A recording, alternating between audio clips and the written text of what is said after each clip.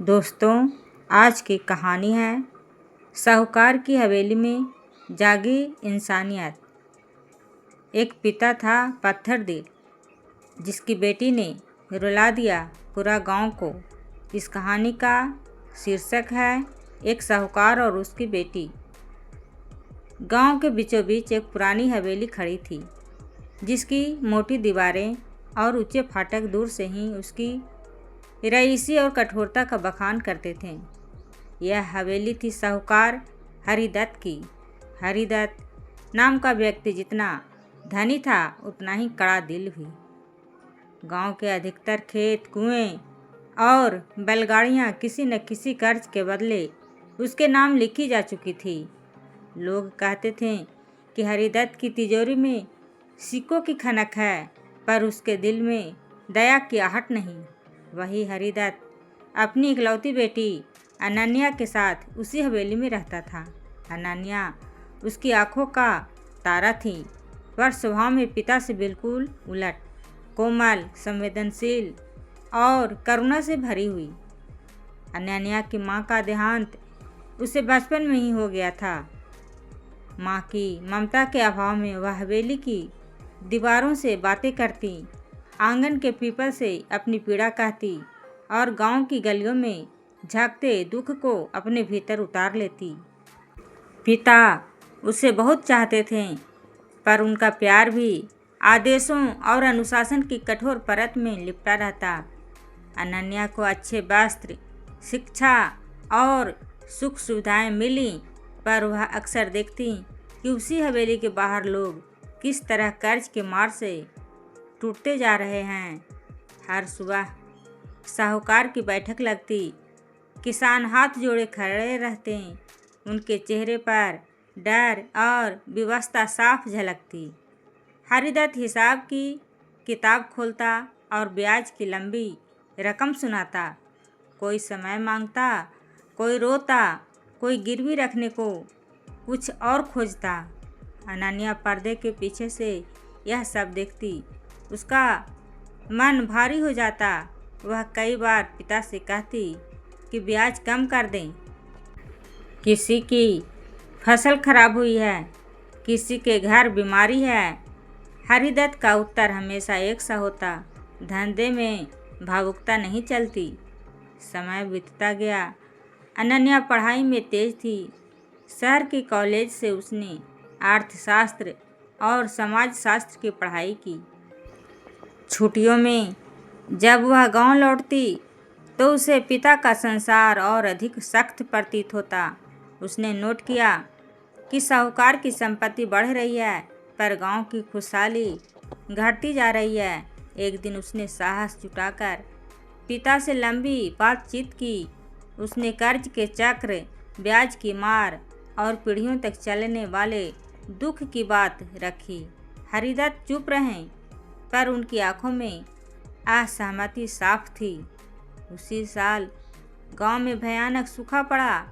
कुएं सूख गए, खेतों में दरारें पड़ गई, किसानों के पास चुकाने को कुछ नहीं बचा। हरिदत्त ने नियम के अनुसार जमीनें अपने नाम लिखवा ली। हवेली के बाहर हाहाकार मच गया।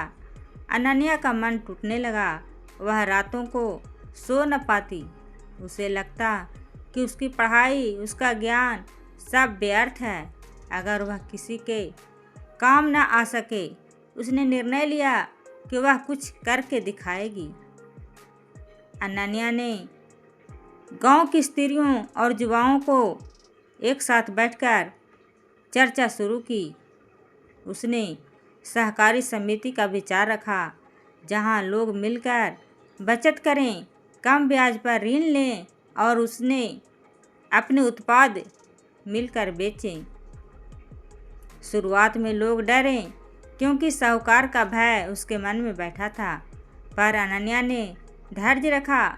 उसने अपने गहने गिरवी रखकर शुरुआती पूंजी जुटाई। उसने शहर से विशेषज्ञ बुलाए, प्रशिक्षण कराया और पारदर्शी हिसाब किताब की व्यवस्था की। जब हरिदत्त को यह पता चला तो वे क्रोधित हो उठे। उन्होंने अनन्या को बुलाया और कड़े शब्दों में चेतावनी दी कि वह उनके धंधे में दखल न दे। अनन्या ने पहली बार पिता के सामने दृढ़ स्वर में कहा कि यह धंधा नहीं, लोगों की जिंदगी है। यह टकराव हवेली की दीवारों तक गूंज उठा। पिता बेटी के बीच दूरी बढ़ गई। सूखे के बाद की पहली अच्छी बारिश आई। सहकारी समिति ने बीज और खाद सस्ते में उपलब्ध कराएं। फसल बेहतर हुई। किसानों को पहली बार लगा कि वे बिना साहूकार के भी खड़े हो सकते हैं। हरिदत्त ने देखा कि उनकी बैठक में लोगों की संख्या घटने लगी है। उनकी तिजोरी भरी थी पर हवेली सूनी लगने लगी। उसी बीच हरिदत्त गंभीर रूप से बीमार पड़ गए। बरसों की कठोरता ने उनके शरीर को भी जकड़ लिया था। अनन्या दिन रात उनकी सेवा में लगी रही। बीमारी के दिनों में हरिदत्त ने जीवन को नए सिरे से देखा। उन्होंने उन चेहरों को याद किया जिनकी उम्मीदें उन्होंने कभी अनसुनी कर दी थी। उन्हें एहसास हुआ कि धन के ढेर के बीच वे कितने अकेले हो गए हैं। एक रात उन्होंने अनन्या का हाथ पकड़ा और धीमी आवाज़ में कहा कि शायद वे गलत थे। अनन्या की आंखों से आंसू बह निकले। उसने कहा कि अभी भी समय है। हरिदत्त ने निर्णय लिया कि वे सहकारी समिति का समर्थन करेंगे, ब्याज कम करेंगे और जिनकी ज़मीनें ली गई थी उन्हें लौटाने की प्रक्रिया शुरू करेंगे। गांव में यह खबर आग की तरह फैली। लोग आश्चर्यचकित थे। हवेली के फाटक पहली बार खुले, दिल से खुले। हरिदत्त ने सार्वजनिक रूप से अपनी भूल स्वीकार की। यह आसान नहीं था पर आवश्यक था। अनन्या उनके साथ खड़ी रही। समय के साथ गांव की तस्वीर बदलने लगी। शिक्षा, स्वास्थ्य और स्वावलंबन की राह खुली। हरिदत्त की पहचान अब केवल साहूकार की नहीं बल्कि सुधार के प्रतीक की बनने लगी। अनन्या ने अपने ज्ञान और करुणा से एक नया रास्ता दिखाया।